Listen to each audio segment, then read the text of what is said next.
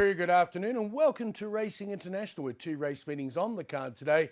We're starting down at Fairview on the Poly track where we have 10 races, and then we're moving off to Greyville where there's some very big racing on tonight with the racing on the Poly and on the turf. Well, let's go and have a look at the Poly track in Port Elizabeth. You can see all the draws are very important there, especially over that 1,012. Over the 14-yard, they jump sort of half on the corner there, but at least you've got a good 400 or 500 metres before you hit the top turn. Only a 450 metre straight when you turn for home, but they certainly can make up the ground. All right, let's go and have a look at the first on the card today. Looks like a pretty competitive card, I must say. And the first race, the maiden juvenile plate for the 2-year-olds, and it's over the 1,000 metres. Now, I've gone with the horse here that is drawn out a little bit wide in barrier 9, Soviet Cosmonaut, but certainly been knocking on the door. Ignore its last run, much better than that, and I think it'll be competitive here. Are there dangers? Well, I think there are a few in this race, and Battersea Bridge is coming off a break of 70 days, lightly raced, only had a couple of runs under the belt. Also, last time, very disappointing run, but that was in, well, a race that I just don't know what happened there. It was up there handy and then just faded out. Something went amiss. Let's put a line through that, and it is coming back to the 1,000 metres. Throw in the one as well, Anton Ruskin. Now, this is from the Snaith Racing Stable. It's only had the one run on the belt, and last time out was drawn a bit wide there. So it's drawn nicely tonight in barrier 1, and currently priced up your favourite at 22 to 10. Pretty competitive race, and throw in the 10 as well from the Cornet Stable. A little bit of outside money for it at the moment at 9 to 2. Race 2 on the card is a maiden plate, and we're travelling over the 1,300 metres. Righto, number 7, Story Fields, a 3-year-old filly taking on the boys here. Can she do it? Well, I reckon she's got a decent chance. She's only had the one run on the Poly track since moving down from Johannesburg, and she ran a cracker on that occasion. That was a pretty good effort, that, and I think she's going to go pretty close here. Fair value at 4 to 1 each way, and is drawn nicely in barrier 4. Number 1, Lego House G. I've been tipping this week after week, and it's been letting us down. It really has been disappointing, but as soon as you jump off them, what happens? They normally pop up, so don't leave it out. Certainly has a chance here. Number 3, Olympic Airways. Now, it's drawn okay in barrier 5. It's a decent price, showed good improvement last time when not fancied at 45 to 1. Now, that was over the course and distance. Put up a nice gallop there, and as I said, gets a decent draw again. In a competitive field, number 2, Mr. Hanson. They had the blinkers on the last 4 starts. They've taken them off today. Please note that. It's drawn nicely in barrier 3. Now, if you look back through its form, you say, oh, there and thereabouts, but you know, whatever. But I wouldn't be leaving this out of the trifectas and quartets, and a decent price here at 11 to 1. Race 3 on the card is over the 1,900 metres. It's a maiden plate, fillies and mares. A number 2, Wonder Worker, Andrew Fortunate, 3 to 1, drawn nicely in barrier 3. Now, it's having its first start in Port Elizabeth. It's trying the Poly track for the first time. Now, this has moved up from Cape Town, where the racing's a lot stronger, and it's been finishing just a couple of lengths in behind them. So certainly respected here, and I think we'll go pretty close here. Certainly going to have a couple of dangers in the race. And number 4, Velvet Orchid, T. Gould jumps aboard. Now, he rode it last time out when it had its first run on the Poly track. This horse used to be running down in KwaZulu-Natal, and ran a decent race from getting well out of its ground, and actually ran on strongly last time to only go down by a quarter of a length. Another one drawn nicely, and I think those top 2 should fight it out. Now, don't leave out the one for your trifectas and quartets. It is coming off a break of 34 days. Now, this has got the Johannesburg form, which is pretty strong. Will it need the run? That'll be the question there, but certainly will be competitive here. That's pretty strong form when I have a look at that from the Johannesburg. Now, number 3, Ruby Duchess, 28 to 10. Ryan Munger jumps aboard. Now, this is drawn in pole position in barrier 1. So last couple of runs have all been over the 1,600 metres, and has been running on strongly. It tried the 2,000 going back 3 starts ago and stayed on well, so I don't think there'll be a problem here with the trip. Race 4 on the card is a merit-rated 92 handicap. 1,900 metres is a trip we're travelling here, and number 2 is the one I like here, even though it's coming off a break of 84 days. Hasn't won for 314 days, but it's cracked a good draw here in barrier 1. It's had 3 races now in the Eastern Cape since moving up from Cape Town, and certainly caught the eye last time when running on strongly to only go down 3/4 a length. That was in a Pinnacle Stakes, so that was a good run over the 1,800. Won't have any problem with the trip here. All right, number 4 certainly got a bit of a squeak here, and there's outside money for Oso Modus at 33 to 10. Definitely has an each-way chance. Runs well on the poly, has won over the course and distance, and placed second from only 2 starts. Has to be a big runner here. And also that run going back, goodness me, let's have it 4 starts ago behind Jet Explorer, and that's come out and won again since, and won a decent race too. So watch out, certainly a competitor here. Number 6, Grapevine. Well, this is having its second run back after a bit of a break. It's had 18 days in between run, was a beaten, each way chance last time and only going down half a length, so pretty competitive race here. And now this has found the support, now into 5 to 2. Number 8, Zoo Biscuit, Dory Sham stable, they're going well, they're having another terrific year. Another one that comes out the same form line behind Jet Explorer, so should be competitive here. Jockey Sundili Kanti will put up half a kilo over and now carry 56 kilos.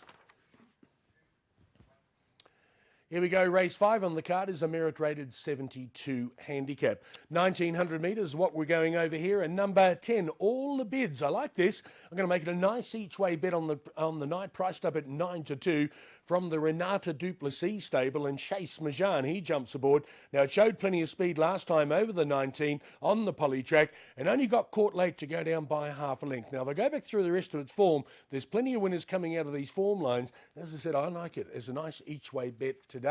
Number 2, Big Freeze will be the main danger here with Andrew Fortune aboard, but has to overcome a bit of a wide draw here, drawn in barrier 9. Now, its last 4 runs have all been on the turf and has been pretty competitive, only went down a length and a quarter. Now comes back to the poly track where it's had 4 starts for a win and a second.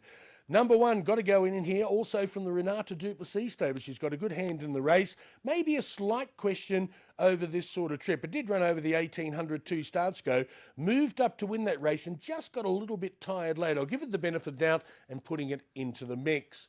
All right, we're looking at number 8 here, Kirby Ninja. We've been tipping this for a while as well and hasn't been finishing too far behind. In fact, its last 2 runs has finished third, only last time out, got well out of its ground, but that did come from a wide draw on that occasion, 13 out of 14, and was giving him 16 lengths at the 800, got going late and steamed home. Now, it gets a decent draw tonight in barrier 3 and value there at 7 to 1.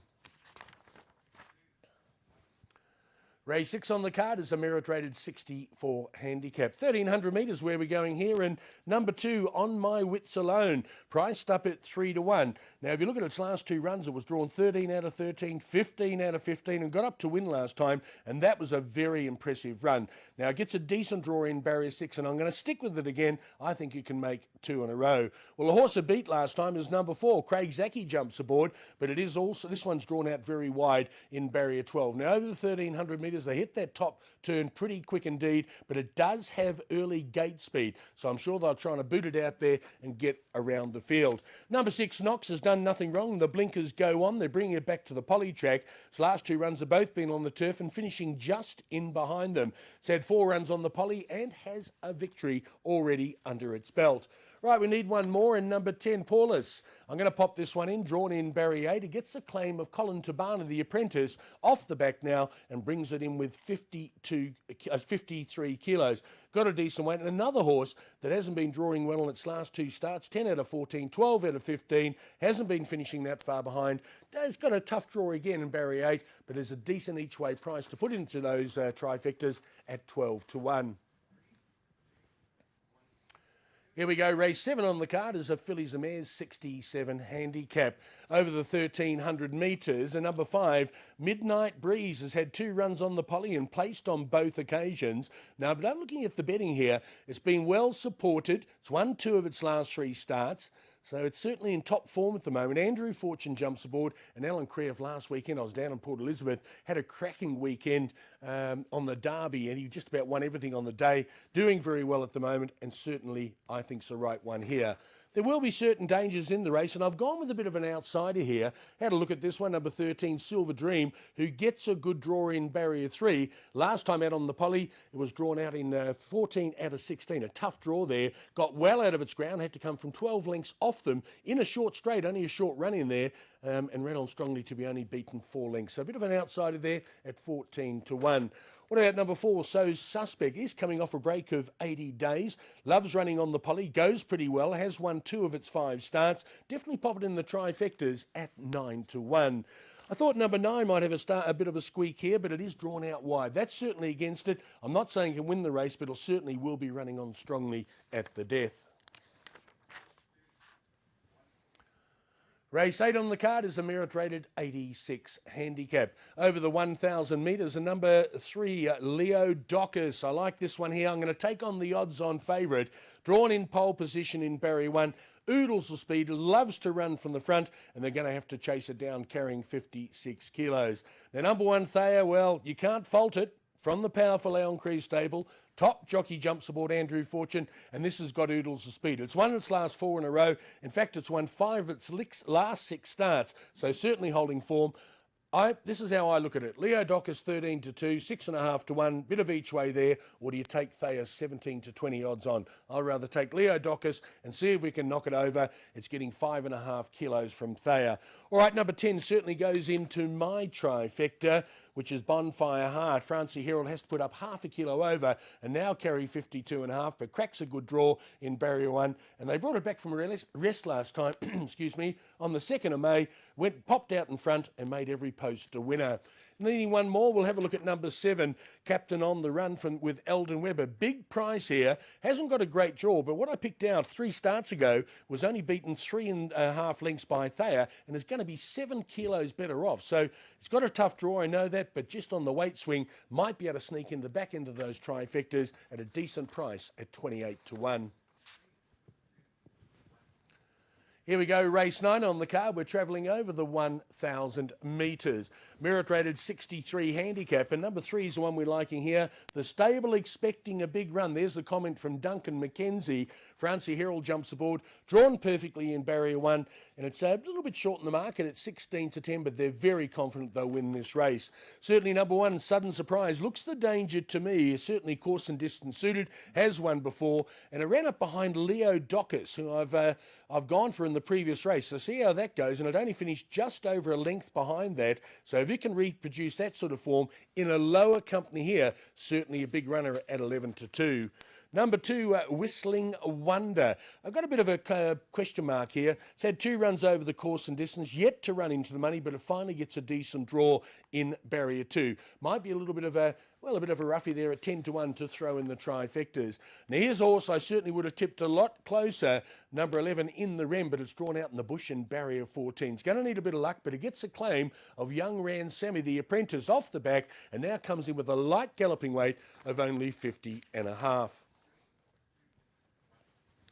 Race 10 on the card is a Fillies and Mares 62 handicap. Certainly a tough race to finish off, but it's over the 1,200 metres. And I'm going with the 1 here with Sundili Kandi aboard for the Dorisham stable. Here's the comment from the stable. They said she runs well fresh and she only got beat, half a length behind Scrick for Nix, who were tipped tonight as our best each-way bet. Now, that was against the boys. She comes back against her own sex today, and I think she's a big runner there at 9 to 2.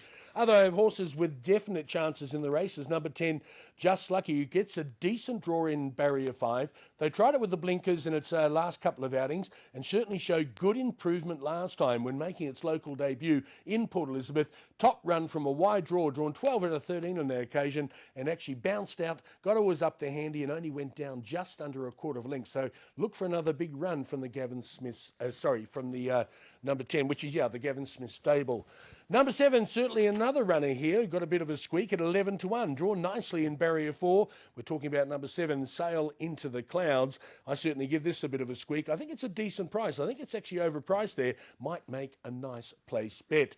Number 5, Party Tibbs. Andrew Fortune. Well, 2 good runs out the maidens. You've got to respect it, but look where it's drawn in barrier 16. Will need a lot of luck from there, but you've got one of the best jockeys in South Africa aboard today. Yep, looks a very, very competitive card today. It looks pretty tough down there. A few of the good horses are drawn a bit wide.